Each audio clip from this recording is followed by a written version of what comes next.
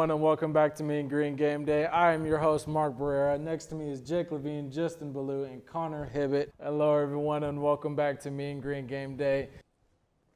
Hello, everyone, and welcome to Mean Green Game Day. I am your host, Marc Barrera, joined by Jake Levine, Justin Ballou, and Connor Hibbett.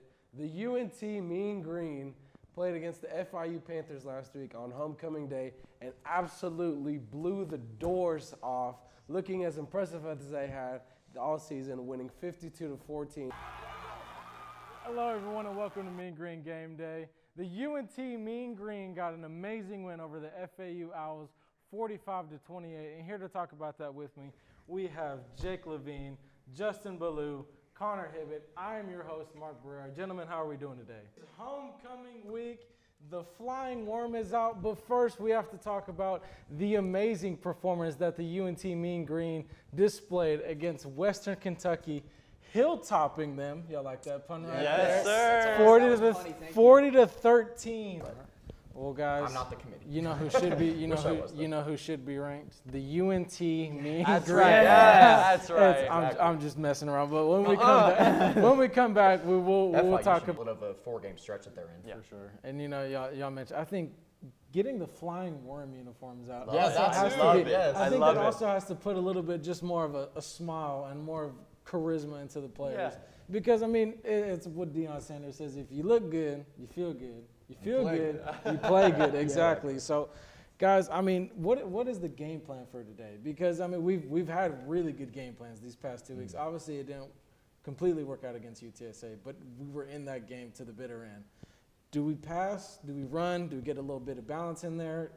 Connor, I want to go with you first. Well, Jake, pack apogee tonight because I mean, lately, I mean, we're on the big board for top 5 worst schools. Yeah. In the student section, we got you clinched a bowl win today. We got to prove them wrong. Let's do it. Prove ESPN wrong. Now, this is a game to where you build a culture. Yes. A lackluster culture that we've had so far. You build a culture today with the winning program, guys. Hello, everyone, and welcome back to Mean Green Game Day. Guys, we're going to take a preview of the best college games happening today. I'm your host, Marc Barrera. Next to me is Jake Levine, Justin Ballou, and Connor Hibbett. Guys, the first game is, I think, the biggest game of college football today. Tennessee versus Georgia, number 1 versus number 3, or number 1 versus number 1, however you want to look at it. I have Georgia. I think it's in Georgia. If it was in Tennessee, I might have swayed to Tennessee's side, but because it's there, I think you got to give me the Bulldogs. Jake? A good college, too. You got to have something more creative than that. You got to admit, Brandon, that's a cute dog. It's cute. Yeah, okay, look. It's a cute dog. Like, I don't hate ugly. You know, my worst one, this is debatable because, if you're a drinker, you're going to like kegs. But if you're not, like this Keggy the Keg from Dartmouth is just terrible. Look at him. That is terrifying. It's that smile. That is terrifying. You cannot tell me you would take your child to go take a picture with him. That's terrifying. 100% confidence. Do you agree? Or no, I would definitely fight the leprechaun. Oh, well, yeah. He's 4'9".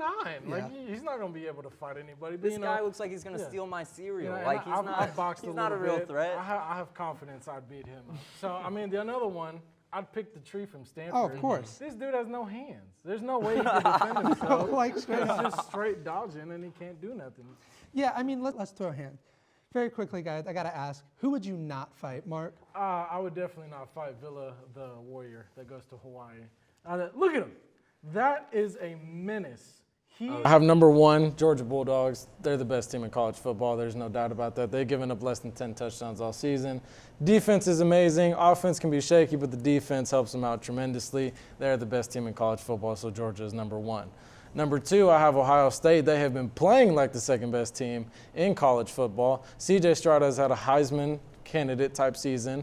They have a receiver. They have 2 receivers, Garrett Wilson, Jackson Smith, and Jigba. Tremendous.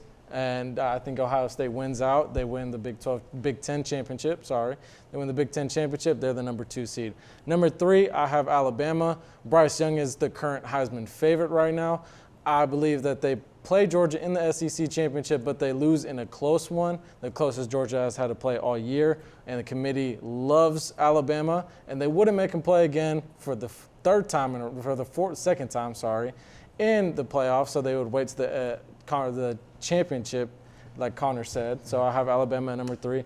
Number 4, I have been high on them all year. I have Cincinnati. Desmond Ridder has kind of regressed a little bit from what he started off as. Cincinnati, though, is going to go undefeated. They're going to win the American Championship, and then they will sneak in at number 4. Number 5, I have Oklahoma State. Oklahoma State, I believe, wins out. They win the Big 12 championship, but I don't think the committee respects them enough in order to put them in over Cincinnati, Alabama, Ohio State, and Georgia. They are a very good defensive team, but I believe that they are in the outside looking in.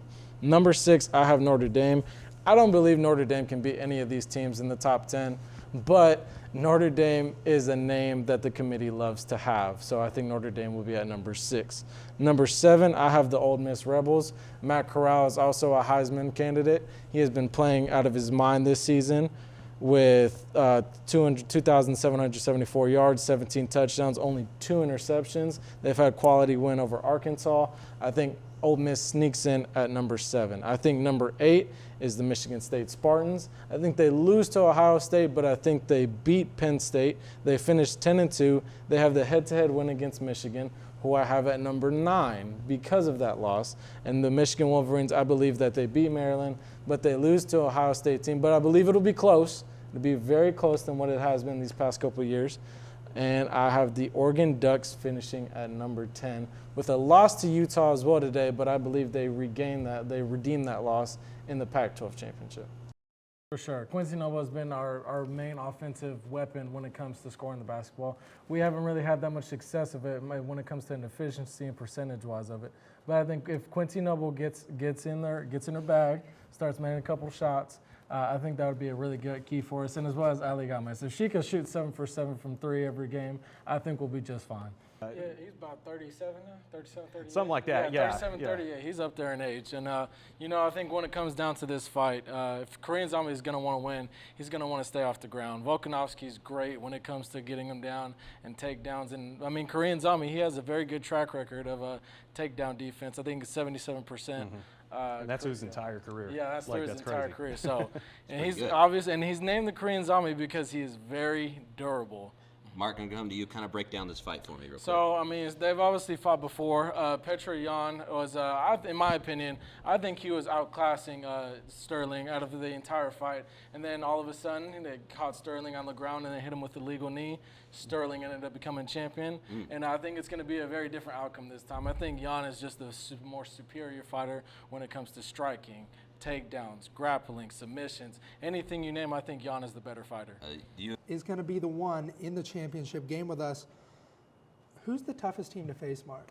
I actually think it's Middle Tennessee. Middle Tennessee is not afraid to jack up those three-point shots. Their recent game, they jacked up 42 against Southern Miss. And then they didn't make a lot. They didn't convert them. But if those shots start going down, it is going to be a very scary sight. And they beat us earlier this year very handily, 80-52. So I think Middle Tennessee is definitely one of the stronger teams and then a team that we should watch out for. Quarterback is the most important position on the NFL football field. But if you're really going to put in, I do believe you have to give more consideration to these skill players. Cooper Kupp had the greatest season, or one of the greatest seasons as a receiver. He won the Triple Crown. He had most touchdowns, most reception yards. If he goes out instead of Odell in that Super Bowl, who knows if the Rams? I completely agree. You nailed it right on the head. I don't believe Aaron Rodgers should have won it at all. And I also think you need to include these playoff games in this award ceremony, because Aaron Rodgers stunk up the joint at home, #1 seed against the 49ers, and you lost to a block punt. I'm sorry, you can't score a touchdown with Devonta Adams, Aaron Jones, and you still win MVP. You just can't. Dude. I think I have to go with PSG. I think PSG is an even safer pick. They're loaded with talent. They got Messi. They got Mbappe. They got Neymar if he comes back healthy. They got Di Maria. I think PSG has to be one of the favorite teams to win the Champions League. If not, I do like a dark horse team, and that would be Chelsea. Chelsea is also very stacked. They got Lukaku from Belgium. They also got the American Christian Pulisic. So hopefully, you never know, very, very well could run the table. The college football playoff Such an interesting topic. So one of the most beautiful times of the year. We're going to discuss on what we think is going to be the top 4. My number 1 is Georgia. The Bulldogs are they're on top. Yeah. That's what it is. They're the best team in college football as of right now. Definitely could change, but I don't think it'll happen soon.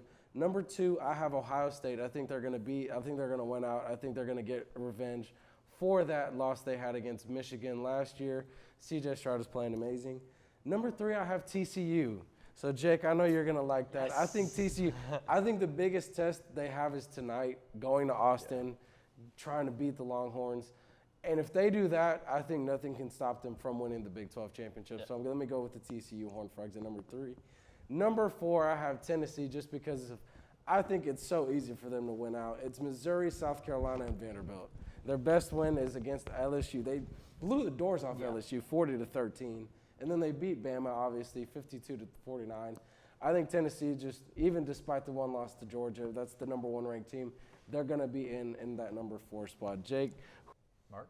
I agree. I completely agree with both of them. I think Georgia should be ranked number 1. I also agree with Wake Forest. A little touch on Wake Forest. Their defense has been awful these past couple weeks. They gave up 56 points to Army, 37 to Syracuse, and 34 to Louisville. They are a very good offensive team. Their quarterback is very good. I think another team that I agree with to where the college football placed them is Oklahoma. I think being that Oklahoma has had so many close games to lackluster teams, I think is a reason for them being put at number 8. Now, they do have the bulk of their schedule that'll make or break them this season with Baylor, Iowa State, and Oklahoma State, and it just gives them a chance to get into that top 4, but I think Oklahoma at 8 is perfect for them. Welcome to Mean Green Game Day. The UNT Mean Green are going to travel down to the University of Alabama at Birmingham, not the University of Alabama. That would be a terrible game. But Snubbed. I think UTSA has to be a team that you say got snubbed. They're ranked number 16 right now in the AP poll, and they were not even mentioned in the top 25. If you look at the top 25 right now, you have San Diego State, Pittsburgh, Fresno State, Iowa, Wisconsin, Minnesota, NC State. Minnesota lost to Bowling Green. Yeah. They haven't played anyone good since Ohio State. That's what I'm saying. And you can't rank a team like SMU, whose only loss was to a very talented Houston team, or a Houston team that just beat SMU, or a team like UTSA, whose triplets of Frank Harris, Sincere McCormick, and Zachary Franklin have been on a tear this season. Or do you think it's a high-scoring affair? I think it is going to be close in the first 3 quarters because Alabama has yet to prove me wrong when it comes to SEC championships and beating Georgia. They did it in the national championship when we all thought Georgia was going to win. Right. So I think it'll be a close game, but ultimately I think this Georgia team is too good for that. But I think the luckiest team, it has to be Oklahoma. Yeah, I'm going to discredit their win against Western Carolina. They won 76-0, and that has been Spencer Rattler's best game so far. Other than that, anytime they have played a team that is in the FBS, they haven't beaten them by more than 7 points. They haven't looked impressive on offense. On secondary-wise, they haven't looked impressive. The only thing they've looked impressive on is their running defense. But Spencer Rattler, I think, is the most overrated quarterback coming into college football this season.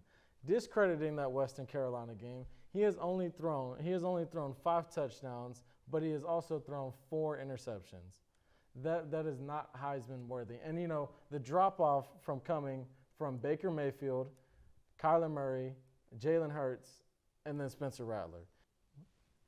My top 4, number 1, I think I have to put Georgia. Georgia is the most impressive team I've seen this year in college football. Their defense is head and shoulders above anything I've ever seen. They're looking like early 2000s Miami type defense. They haven't allowed 900 yards in the entire season yet, and they've only given up 2 touchdowns all season.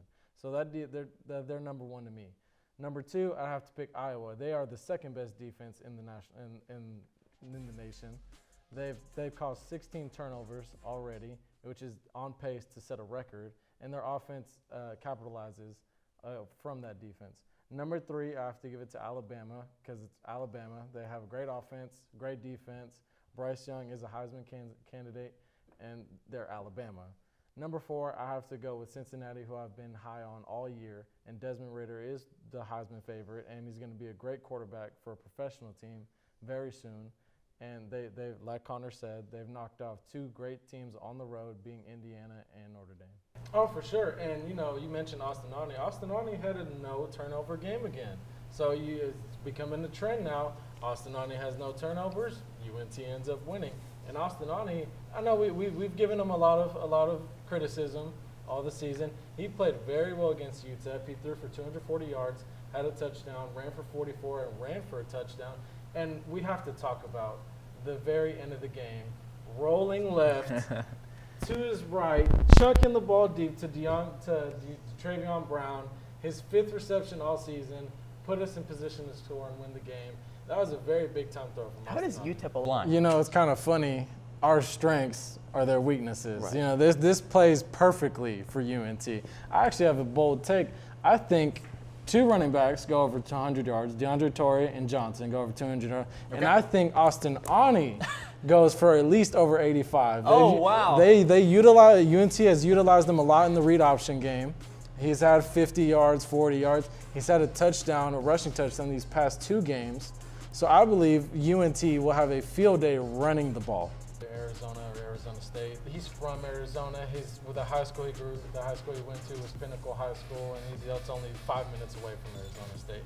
He had a blunder in Oklahoma when he wasn't playing good all this season. He was coming in as a favorite, as a Heisman favorite. Obviously didn't live up to that expectation. And the power is in the players now when it comes to transfer portals. They don't have the rule where they have to sit out a year anymore.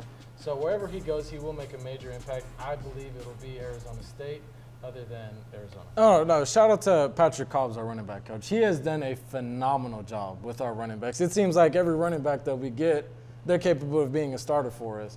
And Ayo was a walk-on coming in, and which is great for him. He's getting that. He's getting those touches. He's getting that. He didn't do a lot against UTEP, but I think the main thing is that if you can rotate these guys and give them 10 carries and they average 5-6 yards a pop, it keeps fresh legs, first of all, and it throws different looks at a defense. And with FIU's defense, their front 7 is very poor. Their lead tackler is Richard James, and he's a defensive back. He has 78 tackles. He leads the team.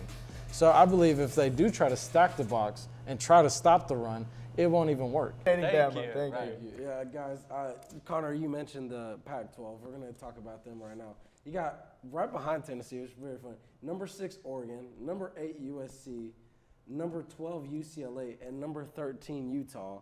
I mean, Utah is one of those sleeper teams that they can knock any one of those teams above them out. I know you don't like that, but Utah, I promise you, Utah can knock any one of them out. But guys, who do you think is coming out of this Pac-12? Because I personally think they're just going to beat up on each other, and there's no possible way for a Pac-12 team to make the playoff. You take on another poor Southern Miss offensive line. How do you think the defensive line's going to do? You put it very lightly, being poor, because this O-line is terrible. They've given up 38 sacks on the season. Rice only gave up like 20. And our defense has been playing very well, especially our front 7 with Nixon, the Murphy twins, Deion Noville, K.D. Davis, Tyreek Davis. Our front 7 is our best unit of the team. And given that Southern Miss's offense isn't their best unit, we should be able to dominate on that side of the ball. I want to welcome back to Mean Green Game Day. The college football playoff rankings have came out. And guys, it is a little interesting how this ranking came out. Number 1, you have Georgia. Number 2, Ohio State. Number 3, Michigan. Obviously, those 2 are going to meet at the end of the season. And number 4, Dream Team TCU. Yes, love it. Yeah, so I mean, guys, we got to get into it right away. Who has the better chance of making it to the college football playoff, TCU or number 5, Tennessee? Who's your MVP? No disrespect to Georgia's defense. They're amazing. I talked about them last block. My MVP has to be Desmond Ridder.